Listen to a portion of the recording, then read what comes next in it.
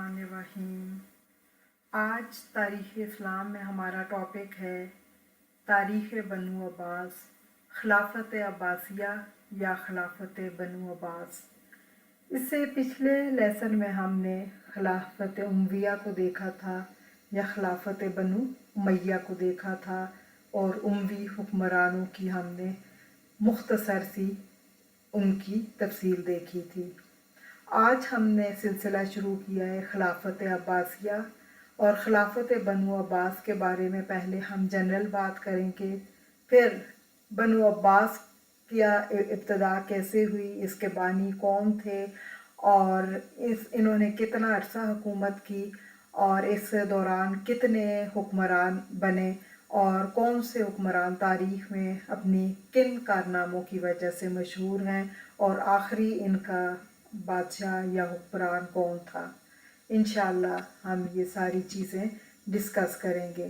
सबसे पहले जो एक चीज़ समझनी है कि खिलाफत की रियासतों को दो हिस्सों में तकसीम किया गया है और अहम रियासतें ये हैं। सबसे पहली बात ये कि जैसे खिलाफत राशिदा को हम देखते हैं जिसमें 4 खुलफाए राशिदीन गुज़रे हैं, हज़रत अबू बकर सिद्दीक़ रज़ी अल्लाह ताला अन्हो, हज़रत उमर फ़ारूक रज़ी अल्लाह ताला अन्हो, हज़रत उस्मान गनी रज़ी अल्लाह ताला अन्हो और हज़रत अली रज़ी अल्लाह ताला अन्हो। और खिलाफत राशिदा 632 ईस्वी से लेके 661 ईस्वी तक जो है वो रही है। जब खिलाफत राशिदा ख़त्म हुई, ये हम पूरी डिटेल देख रहे हैं कि इस्लाम आने के बाद कैसे चली हुकूमत और बदलते बदलते आज हम जिस मुकाम पे हैं ये सूरत हाल कैसे हुई, तो हम पूरी उसको देखेंगे। पहला दौर जो शानदार तरीन दौर था वो खिलाफत राशिदा का था और वो 632 से लेके 661 ईस्वी तक 30 साल रहा, जिसमें 4 खुलफाए राशिद आए। उसके बाद 661 से 750 तकरीबन 90-91 साल दौलत बनु उमैया या आप कह लें खिलाफत बनु उमैया रही और इसमें 11 हुक्मरान आए, 11 खलीफा बदलते रहे।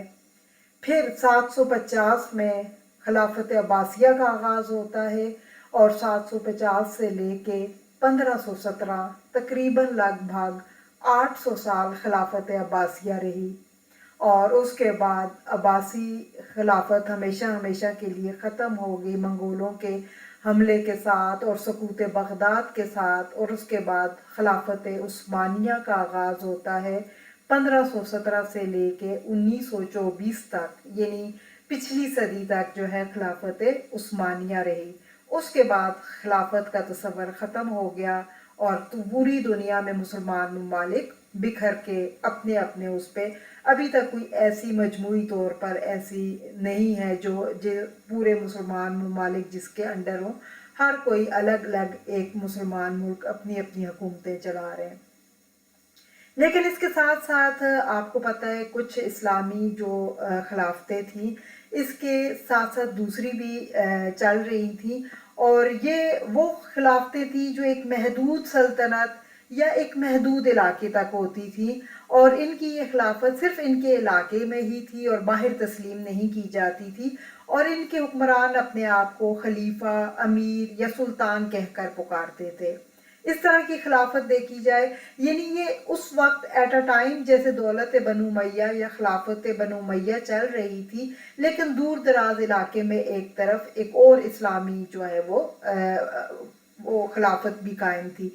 जैसे हमने पढ़ा ना खलीफा जो बनु उमैया के एक खलीफा थे वो भाग कर चले गए स्पेन और अब्दुर्रहमान दाखिल और वहाँ पे उन्होंने एक अपनी हुकूमत कायम की और उसने बड़ी तरक्की की और उन्होंने काफ़ी साल वहाँ पे स्पेन पे जो है वो खिलाफत की। तो ये एक तरह से आप देख लें उनके शाना बेशाना एक तरफ यहाँ पे खिलाफत अब्बासिया थी तो वहाँ पे एक दूर दराज इलाकों में यानी वहाँ पे एक और खिलाफत भी थी। तो इस तरह की खिलाफतें जो दूसरी थी इनमें सबसे पहली अब्दुल्ला बिन ज़ुबैर की खिलाफत थी जो कि 684 से 692 6 साल तक वो खलीफा रहे।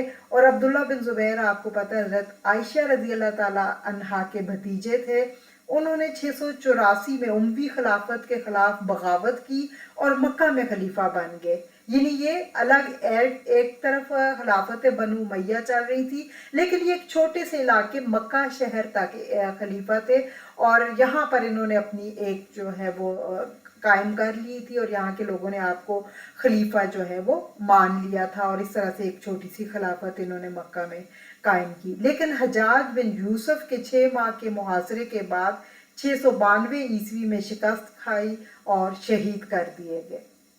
دوسرا آپ دیکھیں مسابقتی خلافت جو ریاستیں تھیں وہ ایک خلافت قرطبہ تھی، ایک فاطمی خلافت تھی، اور ایک خلافت محی الدین تھی. تو یہ انشاءاللہ ہم ساتھ ساتھ وہ کریں گے، لیکن پہلے ہم جو ہمارا ٹاپک ہے خلافت بنو عباس، پہلے ہم اس کو دیکھیں گے. انشاءاللہ جب ہم اس کو اچھی طرح سے پورا سمجھ لیں گے اور اس کی تاریخ کو پڑھ لیں گے تو پھر ہم اس کے جو ساتھ ساتھ مسابقتی چھوٹی چھوٹی خلافتیں تھیں ان کو بھی ہم جو ہے وہ ضرور پڑھیں گے. تو خلافت عباسیہ کا آغاز ہوتا ہے بنو عباس کے خاندان سے، اور ایک عظیم اسلامی سلطنت تھی. اس کا قیام کب ہوا؟ 750 عیسوی، اور اگر ہجری سال میں دیکھا جائے تو 132 ہجری میں، اور بنو امیہ کی حکومت کے خاتمے کے بعد قائم ہوئی، اور یہ 1258 تک جو ہے وہ یہ قائم رہی. یہ بنو عباس کے خاندان نے قائم کی تھی، جو کہ نبی کریم صلی اللہ علیہ وآلہ وسلم کے چچا ابن عبد المطلب سے تعلق رکھتے تھے. اس خلافت کا جو دارالحکومت تھا وہ بغداد تھا، اور آپ کو پتہ بغداد اپنے وقت میں علم و ثقافت، سائنس اور فلسفے کا جو ہے مرکز تھا، جس نے اسلام کے سنہری دور کو جنم دیا. اور خلافت راشدہ کے خاتمے کے بعد عربوں کی قائم کردہ 2 عظیم ترین سلطنتوں میں سے دوسری سلطنت جو تھی وہ خلافت عباسیہ تھی. اور اس کی ابتدا کرنے والے خاندان عباسیہ کے 2 بھائی تھے، ایک جو تھا ابو العباس صفح اور ایک ابو جعفر منصور. انہوں نے خلافت عباسیہ کو قائم کیا تھا، اور 1258 میں اس کا خاتمہ ہوا. یہ خلافت بنو امیہ کے جو ہے خلاف جب تحریک چلی تھی، تو اس تحریک کے ذریعے سے جب بنو امیہ کو شکست ہوئی، اور بنو امیہ کو شکست دینے کے بعد یہ جو ہے بنو عباس جو ہے وہ آگے خلافت میں، اور یہ برسر اقتدار آگے تھے. اس کے بعد ہم دیکھتے ہیں کہ خلافت عباسیہ کی بنیاد چونکہ بنو عباس کے 2 بھائیوں ابو العباس صفح اور ابو جعفر نے رکھی تھی، اور اس کا نام نبی کریم صلی اللہ علیہ وآلہ وسلم کے چچا ابن عبد المطلب سے ماخوذ تھا. یہ بنو امیہ کی جو مین پوائنٹ ہے وہ ہم یہی دیکھ رہے ہیں کہ بنو امیہ کے خلاف تحریک کے ذریعے قائم ہوئی. ابو العباس صفح نے اموی خلافت کے خاتمے کے بعد حکومت سنبھالی اور اپنے دور میں بڑی خون ریزی کی. اسی وجہ سے اس کا نام صفح پڑ گیا. صفح کا مطلب ہوتا ہے خون بہانے والا، خون ریز. اس کا اصل نام تو ابو العباس تھا، لیکن صفح اس کا جو ہے اس کے اس قتل و غارت کی وجہ سے نام ساتھ پڑ گیا تھا. منصور نے جو ان کے بھائی تھے اس نے خلافت کو استحکام بخشا اور بغداد کی بنیاد رکھی، اور اس شہر کا جو ہے وہ قیام عمل میں آیا. اب ہم دیکھتے ہیں کہ عباسی دور کی مطلب جو سنہری دور ہے اس میں کیا کیا ہوا. یہ نہیں تھا کہ سارے عباسی خلفاء جو تھے وہ برے ہی تھے یا سب ایک جیسے تھے، بلکہ جو عباسی دور تھا اس میں علم اور ہنر میں بھی بہت زیادہ ترقی ہوئی. سب سے پہلے کیا ہوا کہ عباسی خلافت نے ابتدائی طور پر جو ہے پہلے تو کوفہ میں ہی حکومت قائم کی، کیونکہ بنو امیہ کی چلے آ رہا تھا دارالحکومت. لیکن بعد میں جو ہے 762 میں خلیفہ منصور نے بغداد شہر کی بنیاد رکھی، اور جو قدیم بابل کے قریب واقع تھا. بغداد سائنس، ثقافت، فلسفہ اور ایجادات کا ایک عظیم مرکز بن گیا، جسے اسلامی دور کا سنہری دور کہا جا سکتا ہے. اور اس کی اہم خصوصیت اس دور کی کیا تھی کہ عجمی عنصر کا عروج ہوا. اس دور میں فارسی، جسے برمکی خاندان بھی کہتے ہیں، اس نے بہت اہم کردار کیا اور پہلی بار امت میں غیر عرب مسلمانوں کی شمولیت میں اضافہ ہوا۔ دوسرا کیا ہوا اس دور میں؟ علم و ثقافت میں ترقی ہوئی۔ عباسی دور میں علم و ادب، صنعت و حرفت کی ترقی عروج پر تھی اور دنیا کے لیے یہ ایک مثال بن گئی تھی۔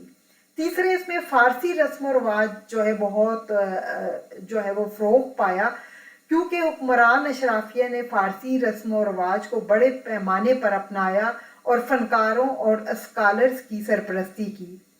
بنو عباس چونکہ ایک عرب خاندان تھا اور اس نے 750 سے 1258 تک عباسی خلافت پر حکومت کی تھی، اس کا خاتمہ منگولوں کے بغداد پر حملے سے ہوا تھا۔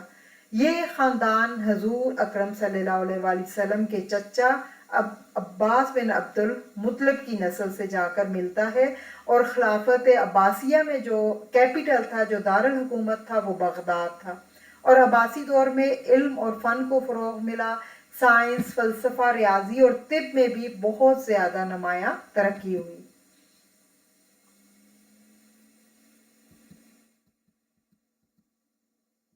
اس کے بعد ہم دیکھتے ہیں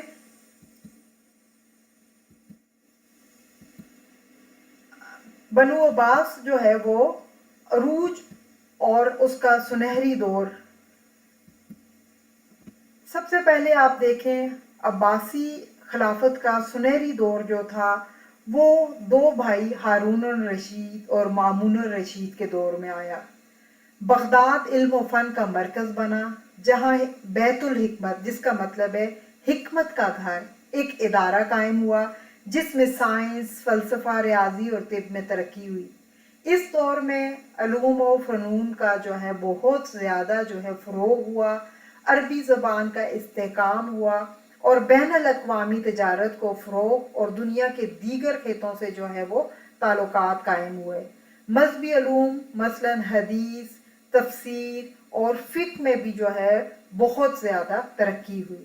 یعنی مذہبی لحاظ سے بھی اس دور میں ان دونوں بھائیوں کے دور میں ترقی ہوئی اور دنیاوی علوم میں بھی۔ لیکن زیادہ عرصے تک عباسی بھی وہ اپنے اس ترقی پر اور عروج پر قائم نہ رہے، اور پھر ان کے اوپر زوال آیا اور خاتمہ ہوا۔ ان کے زوال کی بہت سی وجوہات تھیں، ہم سب کو ایک ایک کر کے دیکھیں گے، لیکن خاندان عباسیہ نے 500 سال سے زائد عرصے تک حکومت کی، جو کہ ایک طویل دور ہے، اور اس طویل عہد میں عباسیوں کے کل 37 حکمران 37 حکمران برسر اقتدار آئے، اور ان میں سے کئی قابل اور صلاحیتوں کے مالک تھے۔ یعنی بعض حکمران بہت زیادہ انہوں نے تاریخ میں شہرت حاصل کی۔ اب زوال اور خاتمہ، اب ان کے زوال کی کیا وجہ تھی؟ بہت سی وجوہات تھی، جن میں سے ہم چند ایک کو ذکر کریں گے۔ ترکوں، سلجوکیوں کے بڑھتے ہوئے اثر رسوخ کے باعث عباسی خلافت وقتاً فوقتاً کمزور ہوتی گئی، اور 1258 میں منگول فاتح ہلاکو خان نے بغداد کا محاصرہ کیا، شہر کو تباہ کیا اور خلیفہ مستعصم باللہ کو قتل کر دیا، جس سے عباسی خلافت کا خاتمہ ہو گیا۔ اس خلافت کا یا اس جو پورا بنو عباس کا دور تھا، مستعصم باللہ اس کا آخری حکمران تھا۔ ابو العباس صفا اس کا پہلا حکمران تھا اور مستعصم باللہ آخری حکمران ثابت ہوا۔ دوسرا، ترک سلاطین کا اقتدار میں آنا۔ 11ویں صدی کے وسط سے ترکوں نے عباسی خلافت پر اپنا اقتدار قائم کرنا شروع کر دیا۔ سلجوق سلاطین نے بغداد میں اقتدار حاصل کیا اور سلطان کا لقب اختیار کر لیا، جس سے عباسی خلفاء کی طاقت کمزور پڑ گئی، ایک یہ وجہ بھی تھی۔ پھر بغداد کا سقوط ایک بڑی وجہ جو اس میں تھی۔ 1258 عیسوی میں منگولوں نے جب بغداد پر حملہ کر کے اسے فتح کر لیا، تو اس واقعے کو تاریخ میں سقوط بغداد کہا جاتا ہے، اور یہ بھی عباسی خلافت کے خاتمے کا باعث بنا۔ اس کے علاوہ داخلی انتشار، ترک سلاطین کے عروج اور منگول حملوں سے پہلے ہی عباسی خلافت میں انتشار اور خلفاء کی کمزور شخصیت نمایاں تھی، جو سلطنت کے خاتمے میں اہم ثابت ہوئی۔ یعنی اندرونی طور پر بھی بہت زیادہ آپس میں بھی جو ہے افراتفری اور انتشار کی صورتحال تھی، اور باہر کے لوگوں نے اس کا فائدہ اٹھایا اور اس سلطنت کے زوال کا سبب بنا۔ بنو عباس کے زوال کی اصل وجہ یہ بھی نہ تھی کہ ان کے حکمران نائل تھے، بلکہ سب سے بڑی وجہ جو کہا جاتا ہے وہ ترکوں کا عروج تھا، جو معتصم کے زمانے سے اپنے اثر رسوخ میں اضافہ کر رہے تھے۔ اصل میں عباسیوں کو خلافت دلانے میں بڑا ہاتھ ایرانیوں کا تھا، اور عباسیوں نے ذاتی مصلحت کے تحت ایرانیوں کے اثر رسوخ کو کم کرنے کے لیے ترکوں کو آگے بڑھایا تھا، جو خود انہی کے لیے نیک فال ثابت نہ ہوا۔ متوکل کے بعد ترک امراء کا اقتدار اور بڑھ گیا۔ اب وہ خلیفہ کا حکم سننے سے بھی انکار کرنے لگے۔ انہوں نے کئی خلفاء کو اتارا اور بعض کو قتل بھی کیا۔ اس طرح ترکوں نے مرکزی حکومت کو کمزور تو کر دیا، لیکن خود کوئی مضبوط حکومت قائم نہ کر سکے، اور اس صورتحال میں کئی مقامی امراء نے اپنے اپنے علاقوں میں خود مختار حکومتیں قائم کر لی، جن میں قابل ذکر بنی بویا، سامانی اور فاطمی حکومتیں ہیں۔ اس کے بعد کرامتہ کا فتنہ۔ زوال کے دور میں کرامتہ کا فتنہ بھی رونما ہوا، جنہوں نے 50 سال تک جنوبی عراق اور شام میں ظلم و ستم اور لوٹ مار کا سلسلہ جاری رکھا۔ اس کے علاوہ حکمرانوں کی عیش پرستی جو تھی وہ بھی ایک بہت بڑا سبب تھی کہ حکمران جب دین سے دور ہوتے ہیں تو وہ صرف دنیاوی جاہ و حشمت اور عیش پرستی میں لگ جاتے ہیں۔ دور زوال کے اچھے حکمرانوں میں قابل ذکر جو ہے وہ محتدی تھا، جس نے خلافت کو زیادہ سے زیادہ اسلامی رنگ دینے کی کوشش کی، اور اسی کوشش کے نتیجے میں ترکوں اور اسلامی پابندیوں سے نالاں شاہی حکام اور امراء کی سازشوں کا نشانہ بن کر ترکوں کے ہاتھوں قتل ہو گیا۔ اس دور میں سب سے زیادہ خدمات انجام دینے کے حوالے سے قابل ذکر معتضد ہے، جو معتمد کے بعد خلافت پر بیٹھا۔ اس نے ترکوں کا زور توڑا اور ایک وسیع علاقے پر دوبارہ امن و امان قائم کر دیا، اور حکومت کی گرتی ہوئی عمارت کو سہارا دیا۔ اس کے بعد اس کے 3 بیٹے مقتفی، معتضد اور قاہر باللہ تخت نشین ہوئے، جن میں مقتفی اور معتضد اچھے حکمران تھے، لیکن ان کا جانشین مقتدر، تن آسان، عیش پرست اور شباب و کباب کا رسیہ تھا، اور بالآخر معزول کرنے کے بعد قتل کر دیا گیا۔ بنو عباس کی حکومت کے خلاف ایک بڑا خروج امام آفتاب بن حیدر بن عبد الغنی کا تھا، جنہوں نے علویوں اور مسلم ترکوں کے ایک منظم گروہ کے ساتھ خراسان میں بغاوت اختیار کی، جس کی وجہ سے بنو عباس کو سخت ترین نقصان اٹھانا پڑا۔ حکمرانوں کی عیش پرستی، نااہلی اور امراء کی خودسری اور اخلاقی زوال کے نتیجے میں خلافت کی حدود پھر گھٹنا شروع ہو گئیں، اور بالآخر بنی بویا کے ایک حکمران معز الدولہ نے بغداد پر قبضہ کر لیا۔ عباسی خاندان بوہیویوں قبضے سے سلجوقیوں کے زیر اثر آ گیا۔ یہ حالت 200 سال تک رہی۔ اس کے بعد عباسی خلفاء پھر آزاد ہو گئے، لیکن ان کی حکومت عراق تک محدود رہی، اور مزید 100-125 سال قائم رہنے کے بعد تاتاریوں کے ہاتھوں ہمیشہ ہمیشہ کے لیے ختم ہو گئے۔ یہاں تک ابھی ہم نے خلافت بنو عباس کے چیدہ نکات دیکھے، اور ہم نے مین دیکھا کہ کس نے قائم کی، کتنے عرصے رہی، کتنے حکمران آئے، اور زوال کا سبب کیا بنا۔ انشاءاللہ ہم نیکسٹ پارٹ میں اس کے ایک ایک حکمران کی کتنے سال اس نے حکومت کی، اور ان کے اندر کون سے، کیونکہ کچھ جیسے ہارون الرشید وغیرہ انہوں نے تاریخ میں بہت نام کمایا اور بہت سے کارنامے سر انجام دیے، تو ہم تھوڑا سا اس کو ڈیٹیل کے ساتھ الگ الگ دیکھیں گے انشاءاللہ۔